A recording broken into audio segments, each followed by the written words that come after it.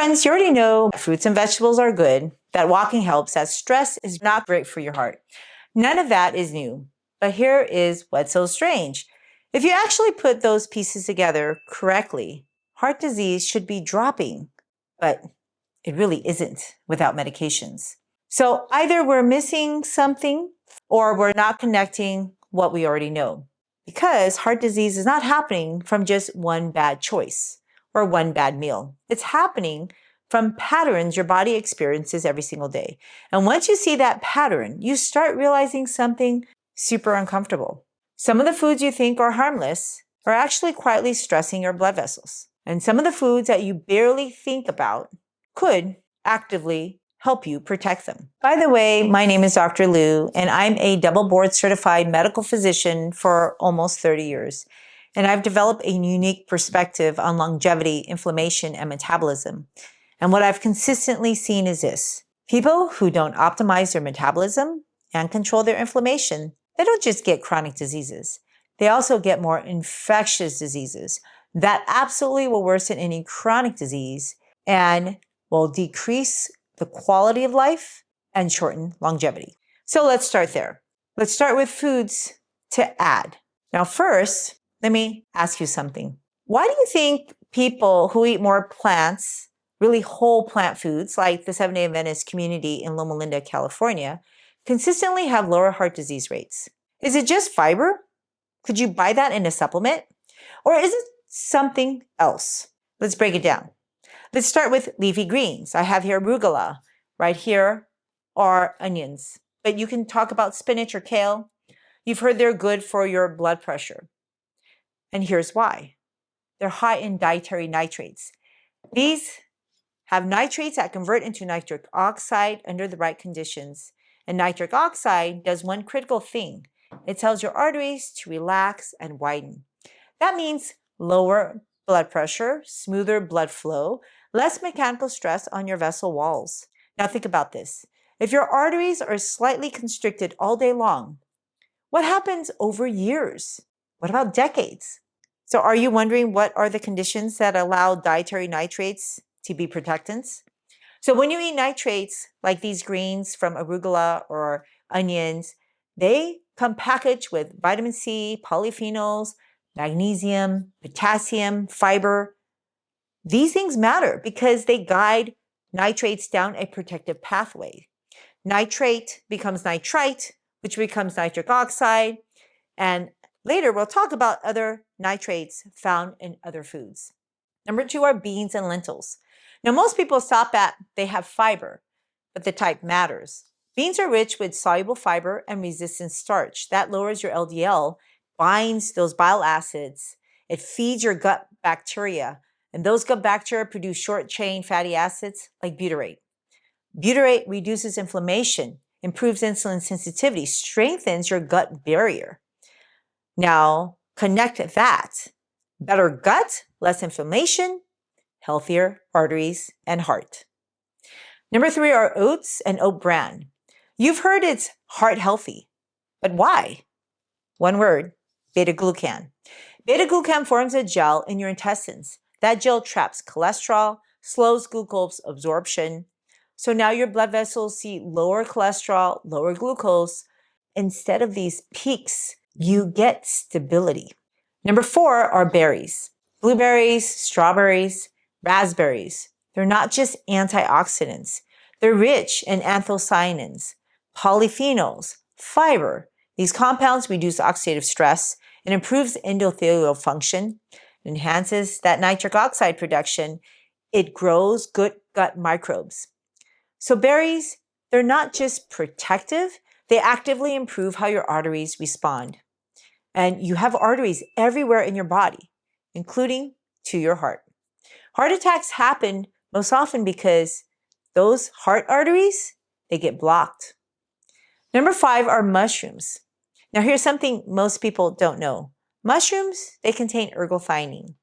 This is a very unique antioxidant that accumulates in high stress cells. That includes your blood vessels. But your body doesn't make it. However, it helps protect cells from oxidative damage, chronic inflammation. Both of these lead to chronic diseases, including kidney disease, atherosclerosis. And if you want to protect yourself from heart disease, then it's super important to look for foods that reduce oxidative damage and chronic inflammation. Think about your diet. How often do you think you should be eating mushrooms when it has so much ergothioneine? Number 6 are cruciferous vegetables: broccoli, bok choy, kale. These contain molecules called sulforaphane. It's in here, arugula. Sulforaphane activates something called NRF2. NRF2 turns on your body's internal detox and antioxidant systems. So instead of adding antioxidants, you're activating your own body's ability to defend itself. That means you've already had the equipment to protect yourself from chronic diseases like cancers and diabetes and high blood pressure and heart disease. Number 7 are nuts and seeds: walnuts, flaxseed, chia seeds. If you think about it, seeds are nature's most precious packages. It spends the most amount of energy to protect it from the environment. That's why it has that hard shell. It contains all the nutrients a little plant can grow from, and all you got to do is add water. So when you eat it, they provide omega-3 fatty acids, polyphenols, fiber, protein, magnesium. And magnesium alone improves insulin sensitivity, relaxes blood vessels, reduces arrhythmias. And we haven't even mentioned the benefits of polyphenols and fiber that build tissue properly, along with omega-3 fats and protein. Now ask yourself, if most people are low in magnesium, low in fiber, low in omega fats, what does that mean for their heart over time? To be clear, we're actually eating too much fats, but it's not enough omega-3 fats. And that's why it's important to search for foods that are high in omega-3 fats, such as flax seeds and walnuts. So now you've seen this pattern. These foods don't just add nutrients, they relax your arteries, reduce inflammation, stabilize your blood sugars, lowers your insulin, improves cholesterol handling. So the real question is, what happens when your diet does the opposite? And that's why there's so much focus about foods to limit. So let's go back to something familiar, a typical meal. You have some refined carbs, fat, low fiber. Feels pretty normal. That's a ham and cheese sandwich with white bread or a quesadilla. And in my culture, we eat white buns. Now, what does your body really experience? Well, the combination of refined carbs and fat, that will spike your glucose, your insulin. It will keep your fat circulating longer, and the glucose spikes longer as well. There's a traffic jam in your bloodstream, and this induces constant inflammation. Your arteries are exposed to it for longer. What do you think is going to happen when you have constant inflammation in your arteries? Now, that's why another thing to limit is ultra-processed foods.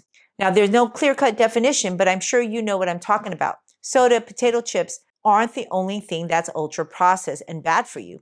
Anytime you have to read the ingredients, that's a processed food. But when that food includes ingredients like emulsifiers, preservatives, artificial anything, or an ingredient you actually don't recognize or can use from your cupboard, that's basically single chemicals that we put together to produce ultra-processed foods.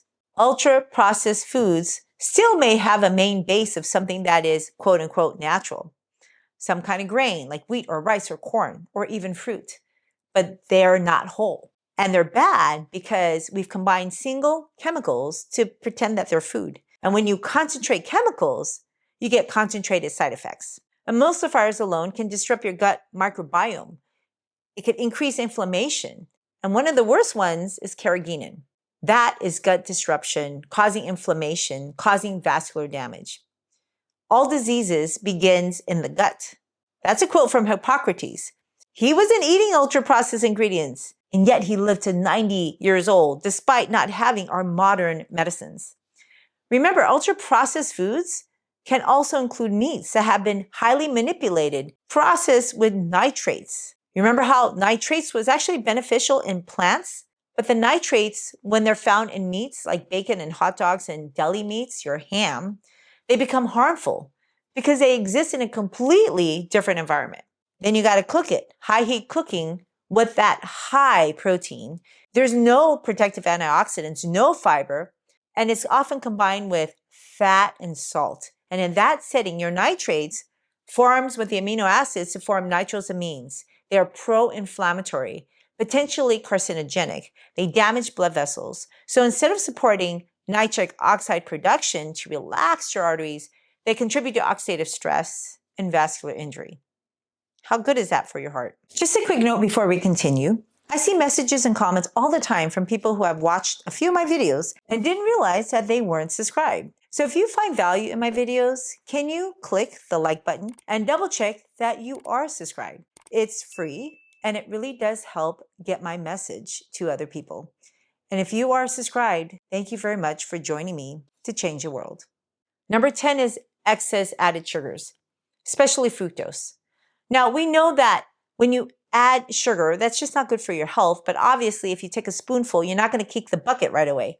Added sugar is just not going to be like cyanide, but it's much worse because you get to slowly suffer. And the problem with these added sugars is that we've confused it with food.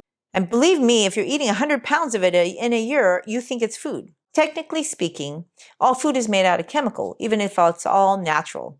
Carbon, hydrogen, oxygen, magnesium, these are all elements that you will find in the food that you eat, as well as in the periodic table of elements. But depending on how you combine these elements together, dictate what they do to your body as a molecule. For example, sugars are all made out of carbon, hydrogen, and oxygen. But when you put the carbon and hydrogen and oxygen together and make glucose, it becomes fuel for your body. You can store it as glycogen in your muscles. But when you put carbon, hydrogen, and oxygen to make fructose, that's a molecule that is a slow toxin to your liver. But you've probably have never heard of anybody acutely kicking the bucket when they eat fructose. Why? Because it's a slow burn. It's not an acute poison. This is not rattlesnake venom. That's why when you concentrate fruit juice, you're going to get a ton of fructose. But because I eat whole fruit, I eat a ton of it and I'm still doing pretty well and I can live to make another video. I eat fruit all day long because the simple reality is whole fruit has very little sugar and it's protective for your cardiovascular system. But when you concentrate the juice in fruit or you put added sugar in it or honey or molasses, high fructose corn syrup, maple sugar, maple syrup, well, you're basically destroying that food matrix. You're leading to concentrated fructose that causes de novo lipogenesis, making fat in the liver. It increases your triglyceride, which is linked to insulin resistance and heart disease. Nothing in the body acts alone. Hi friends, I am so thrilled that you want to take charge of your health and take charge of your food. Now, I know nutrition can be complex, but it doesn't have to be. And I'm here to support you in this lifelong journey. So if you point your camera app to this QR code, it'll take you to a link for a free handout that I created just for you. And if you like it, if you want to see other handouts, please go to the link in my show notes and then you can leave me your feedback on what I could do to help you in your journey. Okay, back to the video now. Number 11 is low fiber diets. This is actually a hidden one because without fiber, cholesterol is reabsorbed, it gets higher in your blood system, blood sugar spikes more, which leads to higher insulin levels, and your gut bacteria, it actually becomes more negative and toxic for your body. So even if you eat calories the same, the outcome will be different. Ask yourself, are your meals repeatedly creating a low fiber environment? What is that doing to your arteries? What do you think they're adapting to? Do you think that's good for your heart?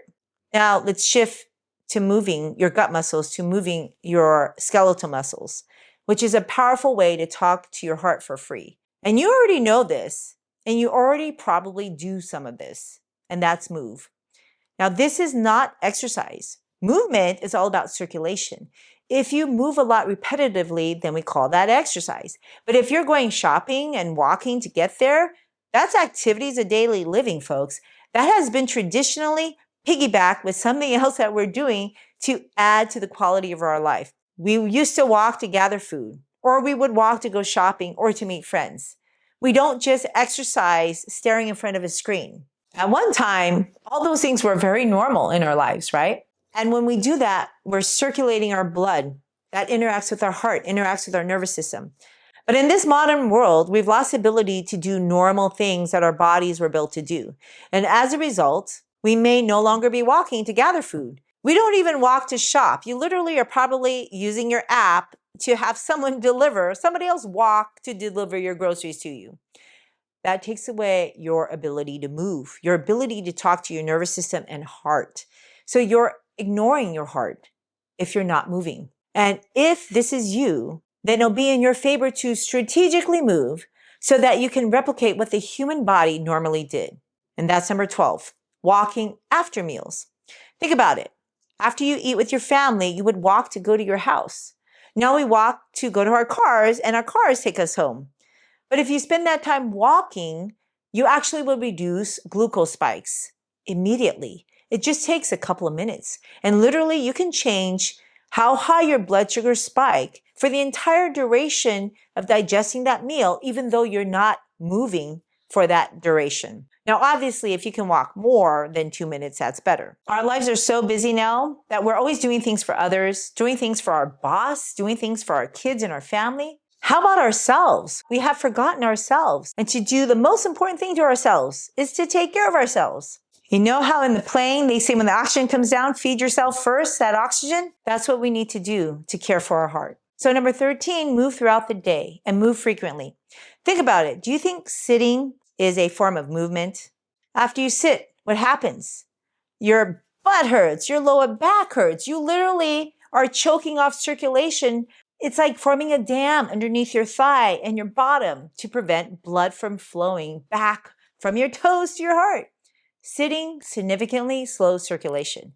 And it is one of the most common reasons that elderly people present with infections in their legs or cellulitis. And that's because they tend to fall asleep sitting. Hence, I don't sit. I don't have a chair in my office. I prefer standing. I'm either standing or laying down when I'm sleeping, unless I'm riding in a car. Then I'm forced to sit. I know sitting is brutal because every time I'm done driving, my lower back hurts, my bottom hurts, my thigh hurts. And then one day I realized that I really don't have any muscles to buffer the sitting position. And that's when I started number 14, strength training. And I felt so much better after I started strength training. And I know my metabolism is so much better because I've been increasing my muscle mass. Your muscles are your largest glucose sink. That means it's taking glucose out of your bloodstream, which means there's less glucose in your blood vessels. And we talked about how high glucose causes inflammation. So if you've ever heated up sugar in a pan, remember what happens? It melts, becomes liquid, and then it becomes hard, right? Well, essentially, your body is an oven, a heated oven. With excess sugar, it's just going to harden everything that it touches, from your proteins to your arteries. Hence, it's really important to flush your system, circulate it, move it around so it doesn't get stuck. And that's why people talk about number 15, zone 2 cardio. It doesn't just improve circulation, but you're actually training your muscles to be more efficient on energy usage because you're training your mitochondria to burn your fuel. Zone 2 cardio is when you can still speak full sentences, but you don't have the ability to sing. You're sweating, but you're not exhausted. Things like a brisk walk, a light jog, or easy cycling. The reality is, if you can do number 16, short bursts of physical exercise, then you can improve your vascular elasticity. It's like cleaning your house, and you don't have to go to the gym to do this. Think about what matters more, a 45-minute workout at the gym or how your body behaves the other 23 hours. I mean, what you're doing is giving your body light stress throughout the day, sprinkled around. That light stress trains your muscles to get stronger, more efficient. What we don't want is negative mental stress. And now this is the piece most people underestimate, how powerful mental stress is to your heart. Loneliness is an epidemic. Loss is devastating pain. We've all felt it. But here's the extreme version, Takotsubo cardiomyopathy. That's severe emotional stress, which literally enlarges and weakens the heart. This is nothing to do with your cholesterol plaques. It's all your mind controlling your heart, destroying your heart. So if your mind can negatively change the shape of your heart, what do you think positive forward thinking can do for your heart? It's not easy to be positive. It's actually a training mindset. And if every day you start training yourself by giving yourself a list of what you're grateful for, then when you have those negative thoughts, pull up those lists that can help you reset your mindset. Another thing you can try when you're feeling anxious is number 17, slow breathing. that activates parasympathetic nerves to calm your heart. So when you're anxious, your heart is racing, that's your sympathetic nervous system. It's too active. And that's why deep, slow breaths, 4 seconds in to hold it, and then hold it at the top of about 4 seconds, and then release it for about 6 seconds. That can calm your nervous system to calm your heart. And sometimes we are anxious or upset simply because we haven't properly done number 18, sleep. People underestimate the power of sleep. It's a way the human body recharges. This regulates cortisol and blood pressure. So when you sleep better, your cortisol and blood pressure improves. And when you don't get enough sleep, what do you think is going to happen to your cortisol and blood pressure? And that's why it's important to do number 19, reducing chronic stress input to reduce your chronic constant stimulation. This means don't sweat the small stuff, which is easier said than done, I know, because I'm one of those people too. Worrying is really a habit that we can train out of. And anything that you can do to reduce your daily stress can be very beneficial to your heart. Personally, right now, I'm going through a brokenhearted loss of a loved one. I can feel my heart, my chest doesn't feel like it did before the trauma. So I actively work on this mental stress so it doesn't physically affect me as much. And when I work on it, I'm working through it with friends and family. And that's why number 20 is super, super important, to build social connections. And this is directly linked to survival and longevity. If you know someone who's going through something difficult, go visit them, call them, FaceTime them, Zoom them, send them an email, send them a card. Focus on that individual and build that social connection. It will strengthen your nervous system to focus out, and that can strengthen your heart. Emotional stress is brutal. That definitely can lead to physical stress and trauma. And imagine if stress alone can affect your heart, then what do you think constant low-level physical biochemical stress that goes unnoticed is doing? Now let's step back for a moment. We didn't just talk about 20 different ways to lower heart disease. We talked about patterns. Do you see a pattern in your life? Patterns that your arteries are constantly responding to. What's flowing through your blood? How often do you move? How your body handles stress? And the most important part, you actually already know most of this. You just hadn't connected it in a way your body experiences it. But here's where it gets even more interesting. Because even if you understand all of this, there's still one major piece most people completely miss. And it's a part that determines whether your body actually benefits from these changes, or it keeps moving forward towards disease or away from disease. And that is the ApoB factor. So if you want to learn more about ApoB, watch the next video.